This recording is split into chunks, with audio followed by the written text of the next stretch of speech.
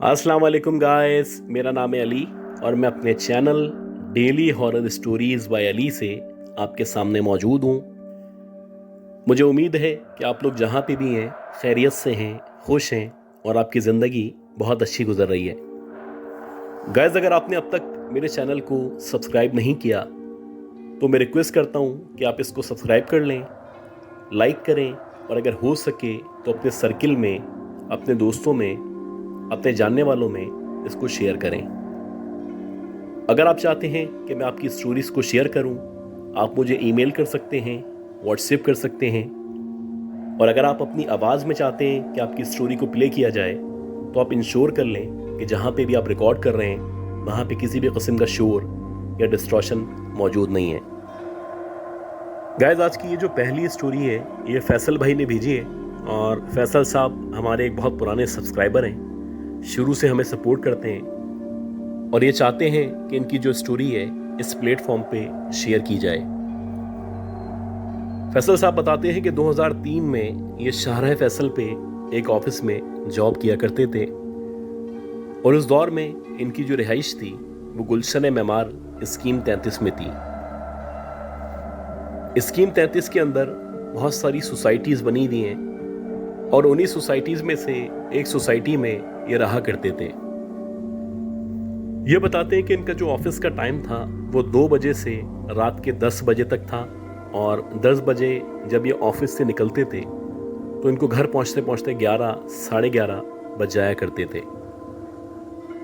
फैसल साहब बताते हैं कि इनका जो ताल्लुक है वो बुनियादी तौर पे दीनदार घराने से है और इनकी फैमिली में इनकी बहनें, इनके वालिदैन गर्ज के खुद भी 5 वक्त की नमाज पढ़ा करते हैं। उस दौर में भी इनकी आदत थी कि ये कोशिश करते थे जब ये ऑफिस से निकलें तो उससे पहले ही ईशा की नमाज पढ़ लें। लेकिन कभी कभी ऐसा भी होता था कि जब ये निकलते थे तो इनकी नमाज रह जाती थी और ये घर में आने के बाद नमाज अदा किया करते थे। वैसे ही एक रात थी और रात के तकरीबन 10:30-11 बजे का टाइम था। जब ये ऑफिस से निकले तो इत्तफाक से इन्होंने अपनी ईशा की जो नमाज है वो नहीं पढ़ी थी। अब जैसे ही ये अपनी कम्युनिटी में या स्कीम 33 की एक सोसाइटी में दाखिल हुए तो ये बताते हैं कि हमारी जो कम्युनिटी थी या सोसाइटी थी, उस सोसाइटी के अंदर जैसे ही आप एंटर होते थे तो सीधे आप पे एक मस्जिद मौजूद थी। अक्सर ऐसा होता था कि मस्जिद 10 साढ़े 10 बजे तक खुली होती थी और कभी कभी ऐसा होता था कि ईशा की नमाज के फौरन से बाद बंद कर दी जाती थी। खैर, जब मैं अपनी कम्युनिटी से एंटर हुआ और अंदर आते ही मेरी नज़र मस्जिद की तरफ पड़ी तो मैंने देखा कि मस्जिद खुली भी है और उसकी अंदर की जो लाइट्स हैं वो जल रही हैं। ये बताते हैं कि आमतौर पे जो हमारी सोसाइटी का गेट था वहाँ पे गार्ड मौजूद होता था, लेकिन आज इत्तेफाक से वहाँ पे ना कोई गार्ड बैठा हुआ था और ना कोई नज़र आ रहा था।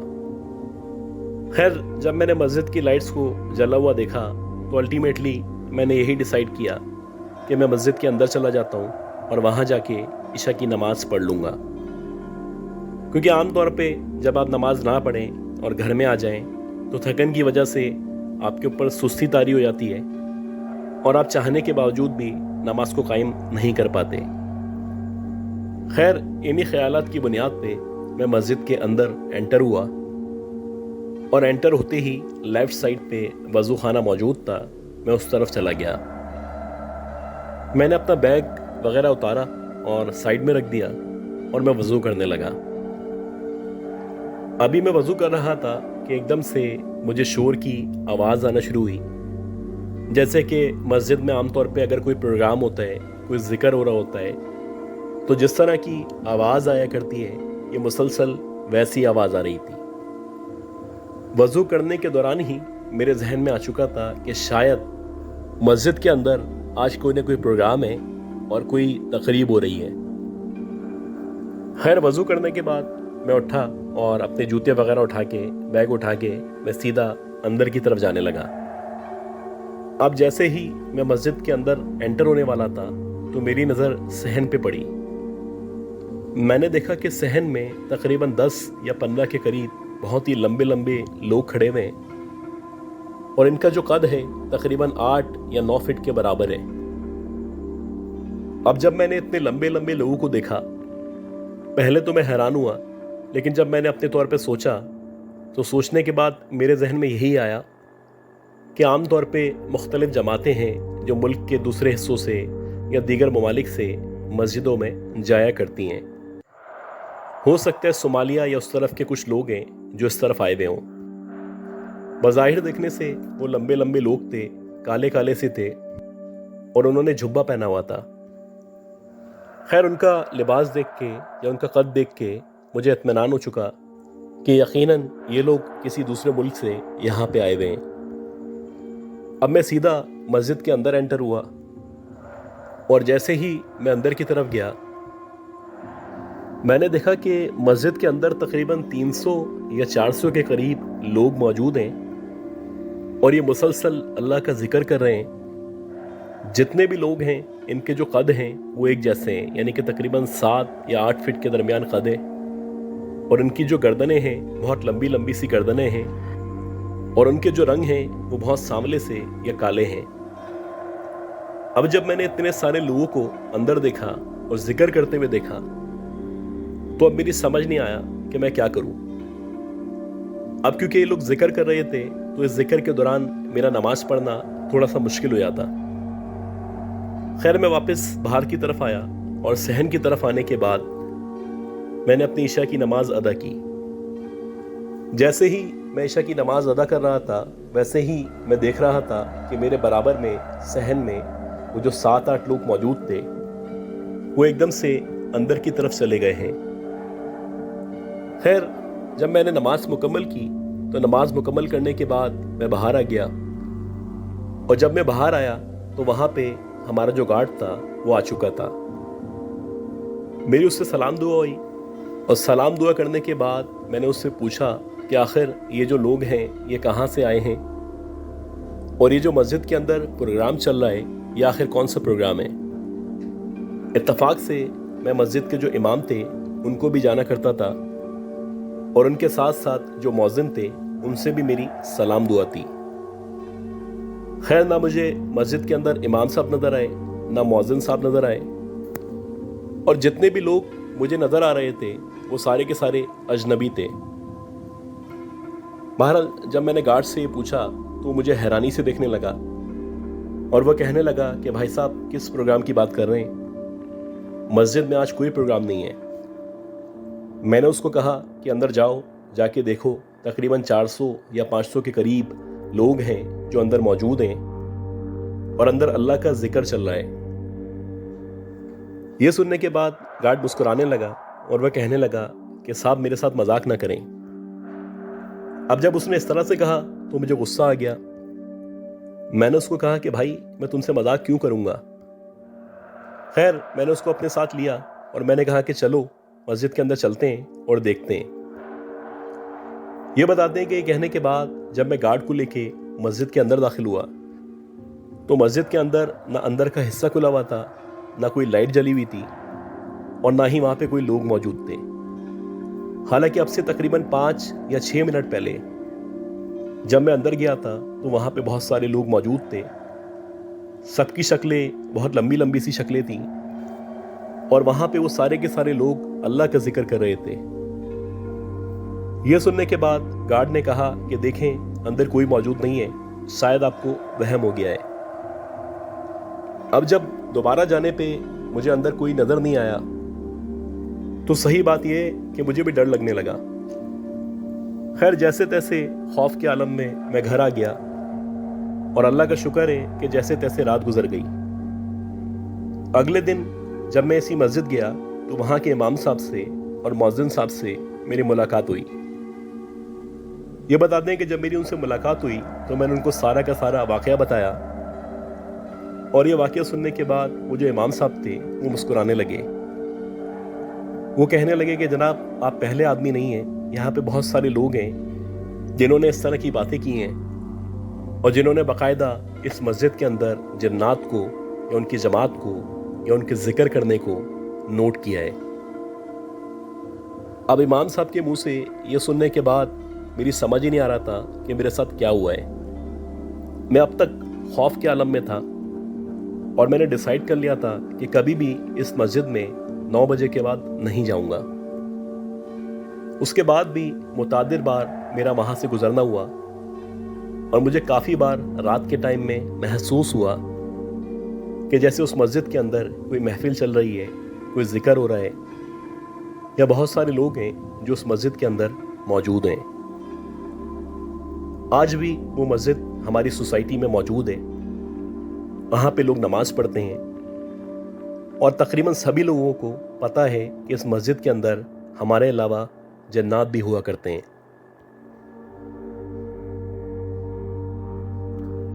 गाइस, आज की जो दूसरी स्टोरी है ये भी बड़ी इंटरेस्टिंग स्टोरी है और ये स्टोरी हमें जाफ़र साहब ने भेजी है।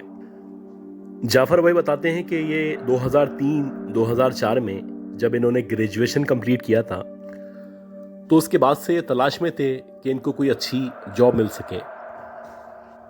अब क्योंकि इनके पास एक्सपीरियंस मौजूद नहीं था तो इनको इनकी फील्ड में जॉब मिलना इतना आसान नहीं था। खैर, इनके एक कज़न थे जो एक बड़े डिपार्टमेंटल स्टोर में एज मैनेजर काम किया करते थे। इन्होंने अपने कज़न से रिक्वेस्ट की कि अगर कोई जॉब हो तो मुझे बताना। तकरीबन 1 महीने के अंदर अंदर इनके जो कज़न थे उन्होंने इनको एक जॉब बताई और वो जो जॉब थी वो नाइट की जॉब थी और उनकी जॉब की रिक्वायरमेंट के मुताबिक इनको रोज़ाना रात को 9 बजे से सुबह के 9 बजे तक काम करना था। और ये जो काम था ये इन्वेंट्री के मुतालिक था कि पूरे दिन में कितनी इन्वेंट्री कम हुई, कितनी इन्वेंट्री आई और किस किस चीज़ की शॉर्टेज है। ये सारा का सारा डेटा इनको मेंटेन करना था और इनकी जिम्मेदारी थी कि सुबह जब ये जाएंगे तो उस वक्त जो मैनेजर मौजूद होगा उसको सारी की सारी डिटेल्स दे के जाएंगे। शुरू में जाहिर सी बात है इनको थोड़ी परेशानी हुई, नई जॉब थी, पहली दफ़ा जॉब कर रहे थे, चीज़ों को समझने में बहुत ज़्यादा मुश्किलात हुई। शुरू में इनकी जो कंपनी थी उन्होंने भी इनके साथ ताउन किया और एक लड़का इनको दे दिया और कहा कि आपके साथ ये लड़का 1 महीने तक रहेगा। जब आप ये काम सीख जाएंगे तो अगले महीने से आपको खुद ही रात में इन्वेंट्री को मेंटेन करना है। 1 महीने तक जब तक वो लड़का मौजूद था ये सारा का सारा काम सीख चुके थे और अब इनको लग रहा था कि ये अकेले सारा का सारा डेटा मेंटेन कर सकते हैं। खैर, वो जो लड़का था वो आहिस्ता आहिस्ता करके उसने दिन में आना शुरू कर दिया और अब रात के टाइम में मुकम्मल तौर पे ये अकेले हुआ करते थे। ये बताते हैं कि इसी तरह एक रात थी और रात के तकरीबन 1 या 1:30 बजे का टाइम था। जितनी भी इन्वेंट्री मौजूद थी या जो भी सामान आना था मैं उसका डेटा लिख रहा था। एकदम से मुझे महसूस होना शुरू हुआ कि ये जो गोदाम है या जहाँ पे सामान रखा हुआ है या जहाँ पे इन्वेंट्री मौजूद है उधर किसी के गुनगुनाने की या गाना गाने की आवाज़ आ रही है। अब जब शुरू में मुझे आवाज़ आई तो मैंने इसको इग्नोर करने की कोशिश की क्योंकि मेरा ख्याल था इस डिपार्टमेंटल स्टोर के अंदर लड़कियां भी जॉब किया करती हैं तो हो सकता है उनमें से कोई लड़की गाना गा रही हो। लेकिन कुछ देर बाद एकदम से मेरे जहन में आया कि लड़कियां जब भी यहाँ पे काम करती हैं तो ज़्यादा से ज़्यादा 12 बजे तक वो अपने घर चली जाती हैं और लड़कियों का यहाँ पे 12 बजे के बाद रुकना इम्पॉसिबल है। खैर, काफ़ी देर तक मैं इस आवाज़ को सुनता रहा और जब मुझे यकीन हो चला कि ये जो आवाज़ आ रही है ये करीब से ही आ रही है तो मैंने सोचा कि मैं उठता हूँ और जाके देखता हूँ कि आखिर कौन लड़की है जो यहाँ पे रुकी हुई है या गाना गा रही है। ये बताते हैं कि आहिस्ता आहिस्ता करके मैंने आवाज़ को फॉलो करना शुरू किया और आवाज़ को फॉलो करते करते बिलाखिर ये जो किचन था मैं उसके करीब पहुंच गया। अब मुझे लग रहा था कि ये जो गाना गा रही है या गुनगुना रही है ये लड़की यकीनन किचन के अंदर मौजूद है या उसके करीब कहीं बैठी हुई है। खैर, जैसे ही मैं किचन के अंदर एंटर हुआ तो वहाँ पे ना कोई लड़की मौजूद थी, ना किसी लड़की का नामो निशान मौजूद था। अब मुझे हैरत होने लगी क्योंकि ये जो आवाज़ थी वो यहीं से आ रही थी और मेरे अंदाजे के मुताबिक लड़की को यहीं पे होना चाहिए था। खैर कुछ देर तक मैं उधर उधर देखता रहा और अब मुझे थोड़ी सी परेशानी होने लगी। अभी मैं इधर उधर देख ही रहा था और सोच रहा था कि ये लड़की कौन है और मेरे साथ ऐसा मजाक क्यों कर रही है। तो मैंने देखा कि जहाँ से एंट्रेंस है उस एंट्रेंस के बिल्कुल बराबर में एक लड़की खड़ी हुई है और उसने पिंक कलर के कपड़े पहने हुए। अब जितना मैं उसको देख पा रहा था या जितनी वो मुझे नज़र आ रही थी, तो मेरे गौर करने के मुताबिक उसका जो कलर था वो एक्स्ट्रा वाइट था और उसकी जो आंखें थीं वो कुंजी आंखें थीं। खैर जैसे ही मैंने इतनी खूबसूरत लड़की को यहाँ पे देखा और इस टाइम में देखा, तो मैंने उससे पूछा कि आप कौन हैं और यहाँ पे क्या कर रही हैं। ये सुनने के बाद बजाय इसके वो लड़की जवाब देती, वो एकदम से गेट के बाहर की तरफ निकलती हुई आगे चली गई। कुछ देर तक मैं वहां पे खड़ा रहा और उसको ताज्जुब से देखता रहा। मैं समझ रहा था कि शायद ऑफिस की ही कोई लड़की है या स्टाफ की कोई मेंबर है और ये जानबूझ के मेरे साथ मजाक कर रही है। खैर जैसे तैसे ये रात तो गुजर गई। अगले दिन जब मैं दोबारा आया तो दोबारा से तकरीबन रात के 1 या 1:30 बजे का टाइम था और एकदम से मुझे उसके गुनगुनाने की या गाना गाने की आवाज़ आने लगी। अब जब मुझे उसके गाना गाने की आवाज़ आने लगी तो आज मैं डिसाइड कर चुका था कि इसको पकड़ूंगा और इससे पूछूंगा कि रोज़ाना इतनी रात में यहाँ पे क्या किया करती है। मैंने आहिस्ता आहिस्ता करके उसकी आवाज़ को फॉलो करना शुरू किया और अगेन मैं उसको फॉलो करते करते किचन के करीब पहुंचा। और जब मैं किचन के करीब पहुंचा तो मैंने देखा कि किचन की दीवार के साथ वो टेक लगा के बैठी हुई है और उसने जो अपना मुंह है वो अपने दोनों टखनों के दरमियान रखा हुआ है और ऐसा लग रहा है कि जैसे वो नीचे की तरफ देख रही है। बहरहाल जब मैंने उसको दोबारा से देखा तो मैंने उससे पूछा कि आखिर आप कौन हैं और आप रोज़ाना रात में गाना क्यों गाती हैं और आप इस डिपार्टमेंट में या यहाँ पे क्यों आती हैं। ये सुनने के बाद वो जो लड़की थी उसने कोई जवाब नहीं दिया और जब उसने कोई जवाब नहीं दिया तो मैंने उससे दोबारा से पूछा कि आप कौन हैं और यहाँ पे क्या कर रही हैं।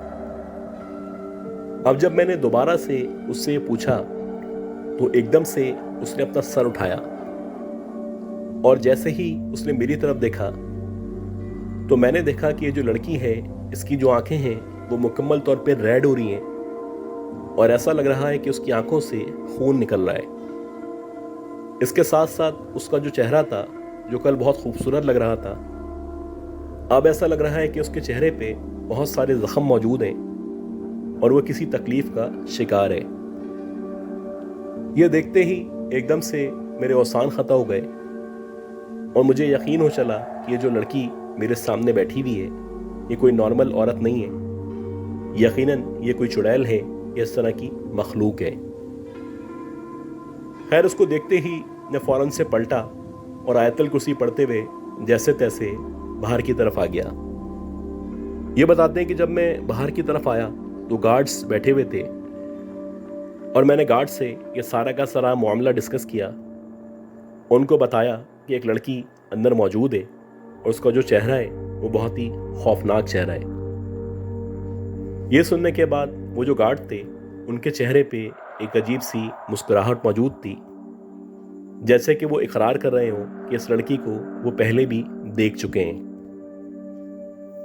जैसे तैसे ये रात तो मैंने काटी। अगले दिन मैंने अपने कज़न से कांटेक्ट किया और उसको कहा कि रात में ऐसा ऐसा हुआ है।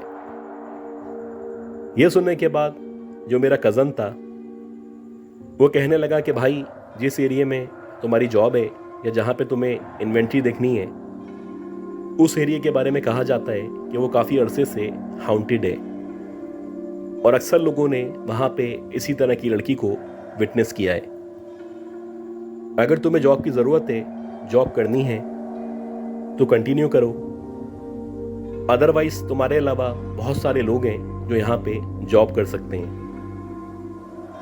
ये सुनने के बाद मैंने उसी वक्त अपने कज़न को कहा ये बहुत शुक्रिया कि आपने मेरी मदद की। मैं आज के बाद यहाँ पे जॉब कंटिन्यू नहीं कर सकता।